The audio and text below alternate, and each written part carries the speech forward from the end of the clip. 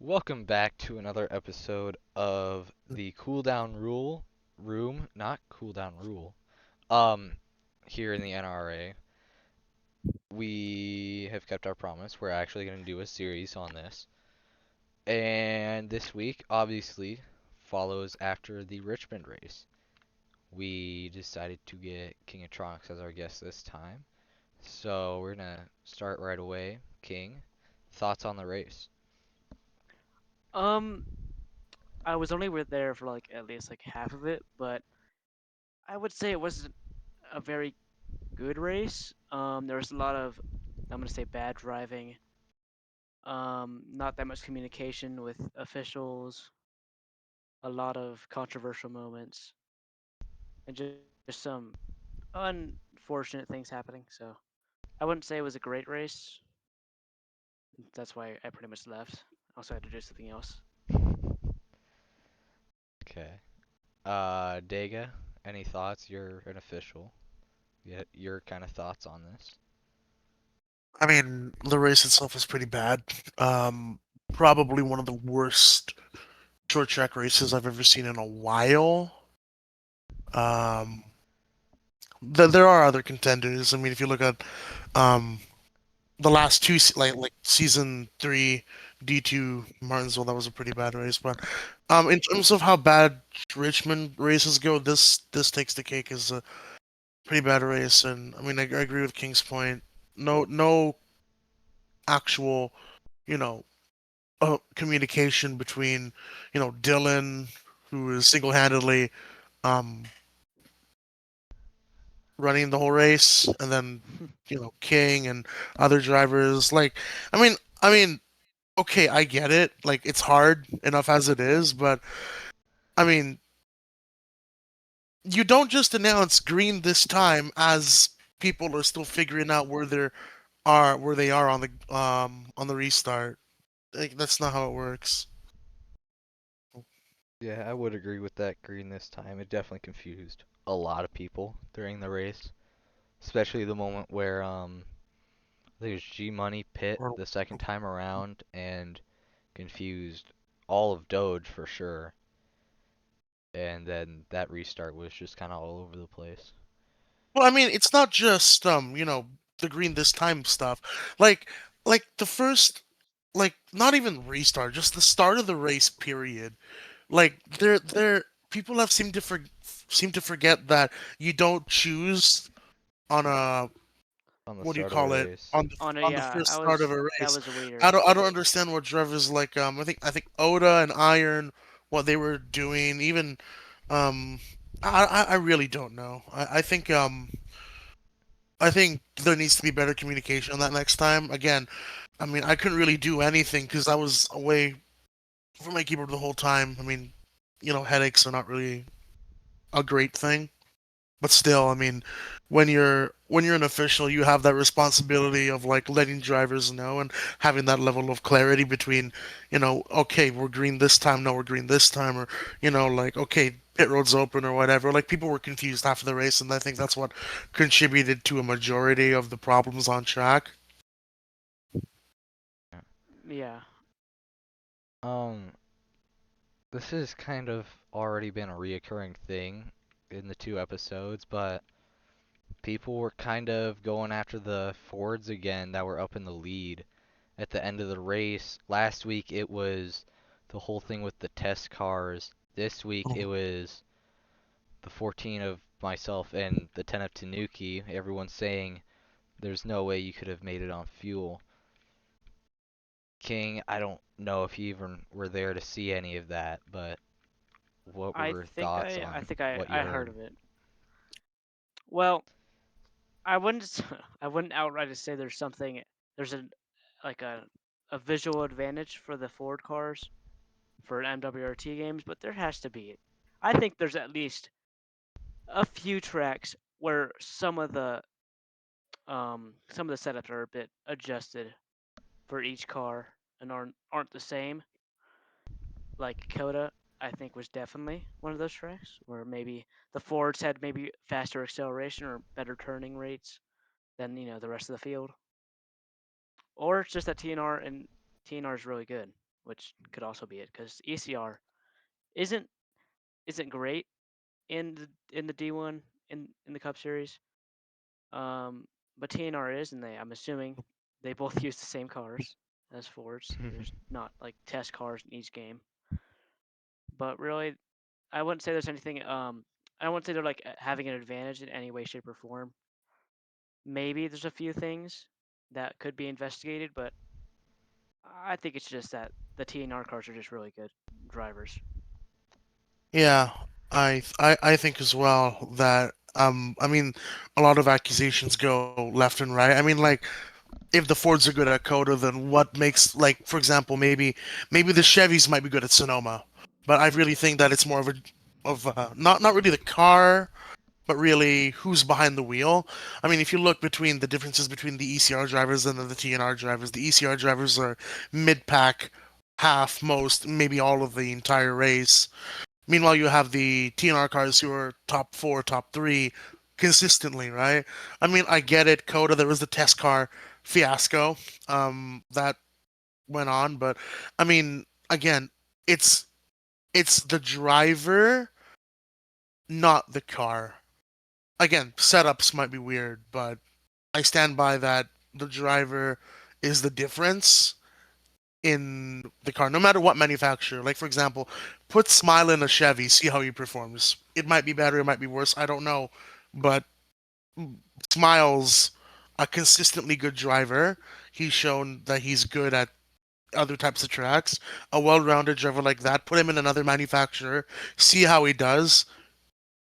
If he performs well in another body, then it disproves the entire point completely that there's some rigging with Fords. Like, I don't know why this argument keeps going. Yeah, and as a Ford driver personally, I can say I don't think there's anything different with the cars. I don't know, because last week at Coda you had a Toyota of Iron that was keeping up with all of us for most of the race. This week you had Iron again was keeping up with the majority of us. You had Red Fawn as well, who was really shocking in my mind this week. Won a stage and yeah, kept up with us for a very long time. So, yeah, I personally don't think there's anything wrong with the Fords, but I guess we'll see as the season goes if there is something that becomes glaring. On to our next segment. I kind of shocked Dago with this one last week. It's time for his weekly Lakers in 5. Um, I don't really have a Lakers in five. All I know from my experience is that usually takes a long time for me to think of a Lakers in five. But um, you know, Bruh. it's funny because I mean,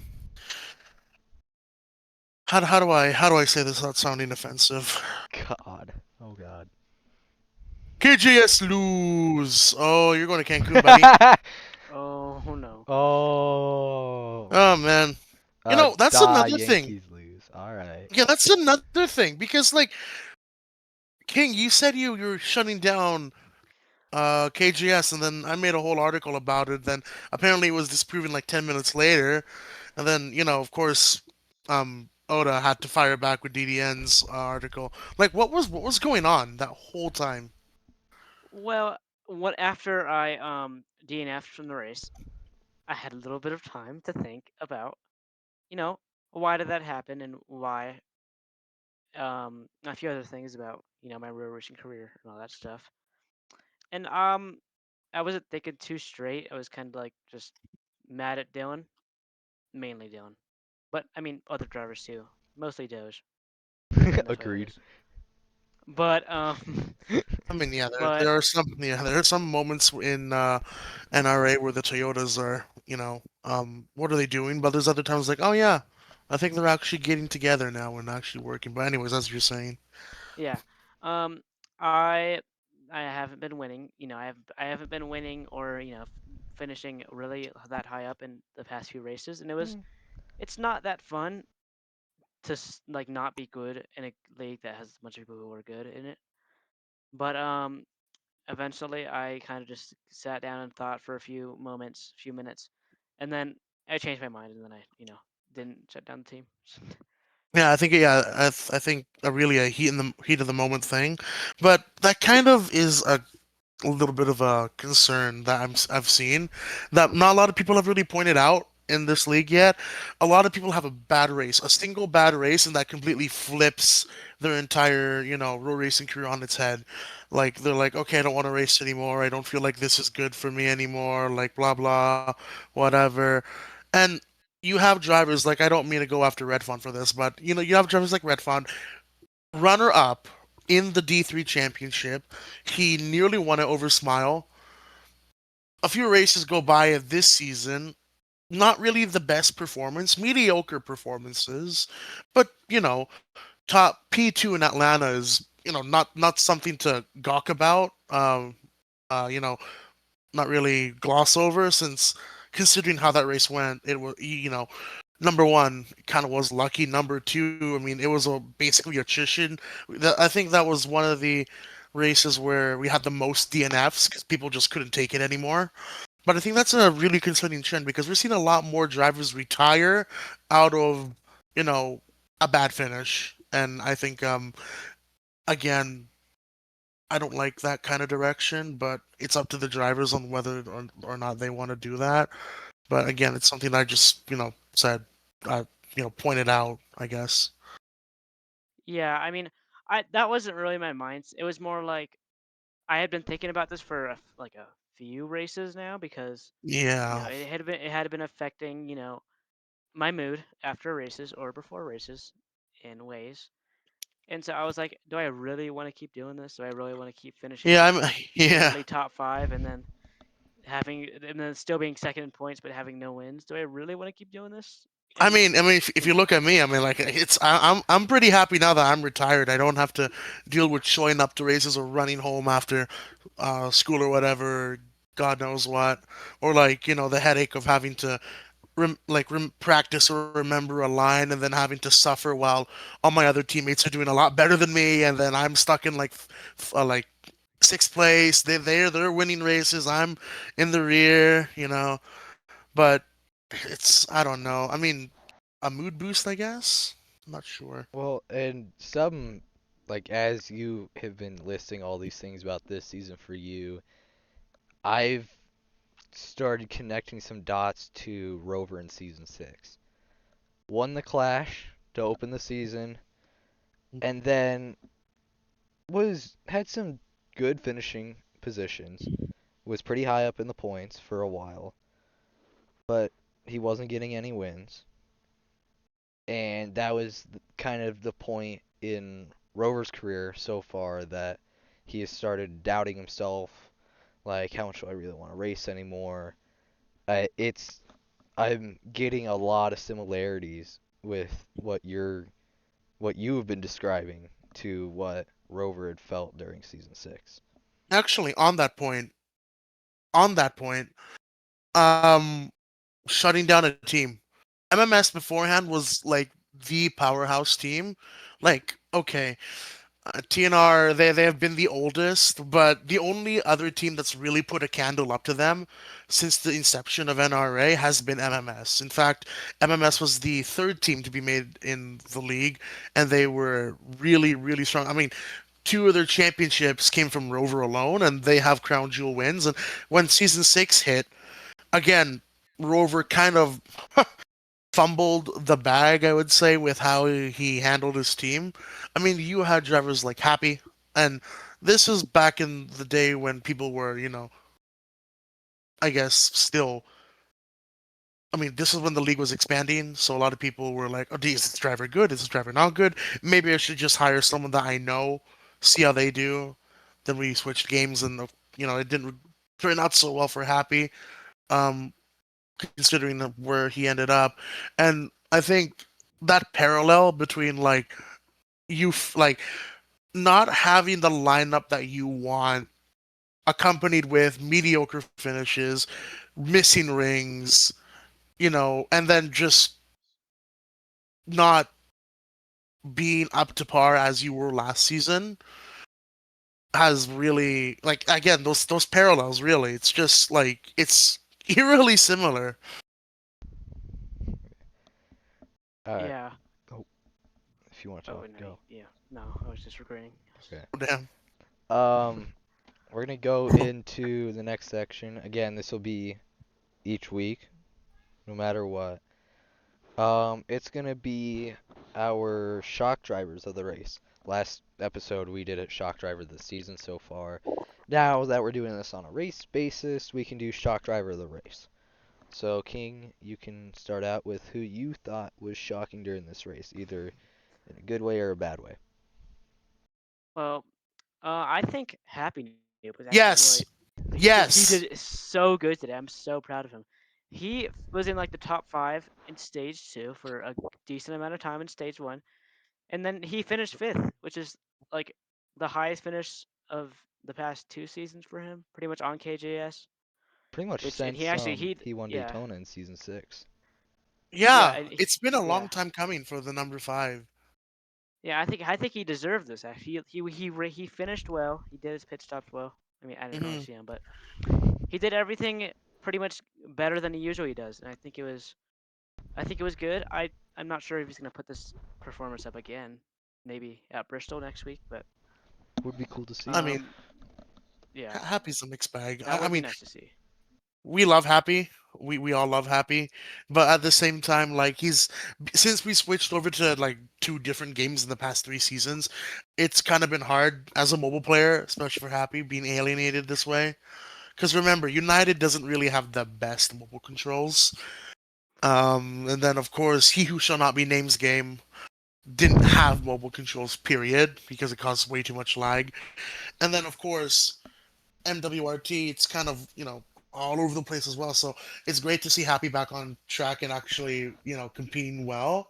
I mean, he finished like in contention to earn stage points, I think, this race. Yes, he got a good amount of stage points Yeah. this race. Yeah. Like, first of all, what? Second of all, how, right? So, I mean that I also agree with King. That is my shocker of the race, but shockingly bad performance from Iron this week. I thought he would be doing. I thought he would do a lot better. Qualified second, but finished a lap down. Again, pit stops might have contributed to something really bad. I don't know. Whatever, but Iron I thought finished Iron had it in the bag P4. this week. Yeah. Oh no. Um, Okay. I'm gonna stay on Oh the well. KGS track. I'm gonna stay Red Font. We kind of didn't know what was gonna happen with Red Font after we had the Daytona D3 thing happen. We had Atlanta in D1.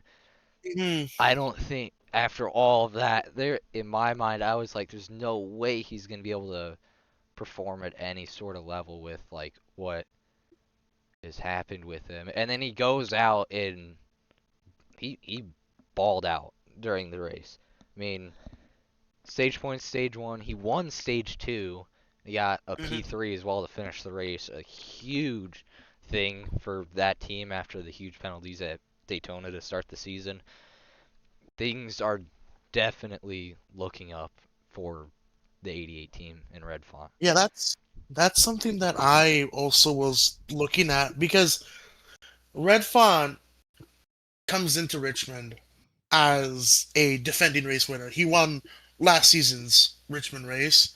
He's looking and historically Red Fawn has been a lot stronger at short track racing than he has at other tracks. I mean, if you look at his intermediate record in at least in NRA, it's kind of abysmal right now. But his short track record, he's on the dot. He's on point. He's able to really, like, not really short track, should I say, technical tracks, tracks like New Hampshire, classic Red Font textbook approach to racing. Just out of nowhere, win the race, battle with Iron, screw him over. Just like But 7 seconds Redfont, behind with 10 to go and still won yes, that race. still won that Yeah. race. Like, do you know, like? Red Font sometimes drives like the rest of the fields on 25, like 31, like lowest setting that you can get on NASCAR 25 for the AI. Like that's as low as you can go. And like he's like breezing past the competition. Then there's other days where he's having a temper tantrum or whatever. But we usually don't talk about those ones because that's not, I don't think, a dignified way to talk about Red Font, even though it's kind of become his thing. That when things don't go Yeah. his way, he kind of has a little bit of an oopsie doopsie, then quickly recovers after a week or so. But again, Red Font, shocker for me too. I don't know. I'm kind of going on tangent here so I can drag these episodes longer, don't you think? Yeah. Well, I think Red Font's he's a mixed bag. He'll do. I signed him because not because he was my friend, a little bit because he was my Oh, friend. But obviously. well, yeah, and then KJS, bro. he's What do you been think? yeah he's been super good. He is a really good real racing driver, and then he says he wants to retire, and he's going to retire, but then like Ooh. B Dog says, "Oh, I'm gonna sign you because KJS is shutting down," and he's like, "Oh, okay, I'll come out of retirement," and I'm like, "Do you really want to retire, or are you just in the heat of the moment?" Yeah, I think it's just a I can't slump. tell half the time. It's just a slump in his career. That's what I think. Me personally, he's just having that little bit of a down moment because everything's been going on and he's not performing well, but this is probably just a slump. I think today In an might have been that otherwise, turning point as I well. think so too. I think so too. There's no way Red Font, you know doesn't change his mind. He might not. Again, I'm not Red Font, so I don't know, but retire now, like it's like, okay, but I have the stats to back up the reason why I should retire. Yeah, there are more races to win, buddy. Yeah, he is still in the prime of his career, I would say. Even if Hmm. he's run like for 2 years and he's beat out, he's done all the things he wanted to do. How about you do just more? You can do more. And Yeah, I've obviously. never, I feel like when I ask to play with him, he always says, okay. And then when I ask to race with him, he's like, eh. But then when, there's a race where it's like a track he's really good at, he'll show up on a dime. So I think Yeah. it's just um choose your battles and move on. That's I always tell him after a bad race or just a race where he didn't win the race. I say just move on to the next race and forget about this one Yeah. Yeah. That's because something. there's nothing you can do about it. There's nothing you can do about it. Yeah, that's Hmm. something that, in real life for me as well as racing as well, the quicker you're able to what I call flush it, the better you can perform. In my mind, I don't know how many times in sports and real life. Oh, I make a bad play or something. All right, forget it. Next play. That kind of stuff. Same thing applies to the racing for me. Oh, if I lose a race, I should have won. All right, complain about it for like an hour, then forget about it after that. And then I come back next See, week and do what I can. see, you're good at doing that. I can't. I mean, Pocono. Oh, Pocono. Held that Oh, in for fuck long no. enough. Oh, Do you have any idea how long I ghosted B-Dog? It was like 2 days straight. 2 days Yeah, it straight was didn't say bad. anything to anyone. Like I was like, "Are you gonna host D2?" No, I didn't. Not even no. Just left on red. Didn't say anything. Like, okay, internet is my op, but God,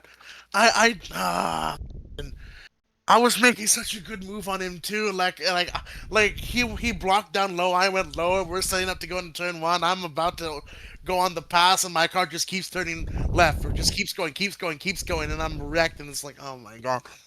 What made it worse was that I watched Tanuki cross the finish line. Just oh watched no. my entire like retirement season just collapse in front of me. Like, and the worst part about that, even worse, was that I made that retirement video literally the night before. Let's get it done 41. Yeah, got into the wall. That's what happened. Oh my god. I don't know. Alright. Well, we're going to go into the final section of the podcast for today. And it's going to be predicting your winner for next week. Next week is Bristol, another short track. I mentioned it last week. We have two straight short tracks and then the All-Star weekend. So, King, again, we'll start with you. Who do you got at Bristol next week? Oh, at Bristol. At Bristol, I would say it's a lot of drivers that could win the race. I would say if Red Font shows up, he has a great chance at winning. And if Iron or when Iron shows up, he also has a good chance at winning. I think that might be the track Iron will actually like this first win for the season. I would say, yeah. I mean, I think it's a good chance it's either Iron or at least a Doge car who wins that race, or maybe Yeah, maybe somebody else. I think it's just Iron. I'm gonna just go with I Iron. mean, Iron's pretty good. I mean, Iron is an NWRT merchant. He's been getting more comfortable. But looking at even though there is a lot of, like criticism around how he got there in the lead at Richmond, and you know how short tracks usually have been, I think Oda will be the first, will finally take a win here at Bristol. Now, the reason why I say this is because look at the test races that we've done before. And he's mentioned it, he's bragged about it too. When we did test races, Iron, me, you, and others, like a lot of other drivers that were considered strong in Soaring's game and then United are near the rear, battling it out, struggling to catch up. Meanwhile, Oda, B-Dog, even though these guys are battling with each other, they're consistently lapping over, like 5/10 faster per lap, and it's a huge difference. So maybe Oda's still got it in the bag if he just quickly recovers from whatever illness he has right now, or God knows what, or whatever. But maybe it might be the number 20 in victory lane on Saturday. I'm mad. You stole who I was gonna say, but I am still gonna say him. I'm gonna stay on that trend of new winners. I'm gonna take Oda this week at Bristol as well. Kind of that same point you were talking about, Dega. When we did a couple of those, just kind of test, kind of goof off kind of races. Yeah. The one time we went to Bristol, it was me and Oda was as fast, if not faster than me. And usually Hmm. when that happens, they are a true contender to win that race. And I believe Oda can finally break through for the season at Bristol, give him a really good feeling going into the All-Star weekend, and he'll close in on that points lead that I currently have, which ever since I'm trying to think what race I took the lead, just I think it was I've Coda, no, it wouldn't have been Coda. It was the race before that. It was Atlanta. Atlanta was the Atlanta. race I took the points lead, and ever since I've just kind of taken it and I think, kind of dusted yeah. everyone away. I think Oda's on the topic of like Oda in general. I think Oda's been having a Carl Edwards season so far. Not really winning per se, but wicked consistency. At least he's showing up to races. I think he's one of like small, and that number's gonna dwindle in the coming weeks as the season progresses, of drivers who have shown up since day one of the season, and you can tell just how big of a difference it makes just by showing up now because of how the points format has switched up completely. Like for example, if for example B-Dog goes away for like 2 weeks and no one subs for him, that points lead can kiss itself goodbye, He'd be gone in basically. one race. Yeah, and Oda would just Yeah. keep chucking along, and if he just continues like this until the end of the season, we could, it would be very funny if this happens. We could see a Final Four where maybe two or three of the drivers have not won a single race the entire season. Be a what? Newman in whatever year A it new was? a 2014, we could see it. We could even see a champion that has, not won a race at all. Because again, with the playoffs nowadays, the way that we shaped it up this season, people that are eliminated, they still have every obligation to show up and race, especially for a championship race when every single point matters. Stage points, poles, everything, like finishing positions, everything matters. So maybe. maybe on a broader um, picture that I'm looking at right now, maybe Oda might have a 2014 Ryan Newman season. Doesn't have to win a single race, but he runs away with the cup anyway.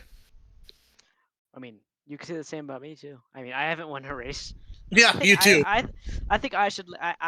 I've labeled myself. I would say I've labeled myself as the most consistent driver in NRA, as I've shown up to the most races, and this is the first race where I Yeah, but haven't are you the actually king of I. started the NRA? races.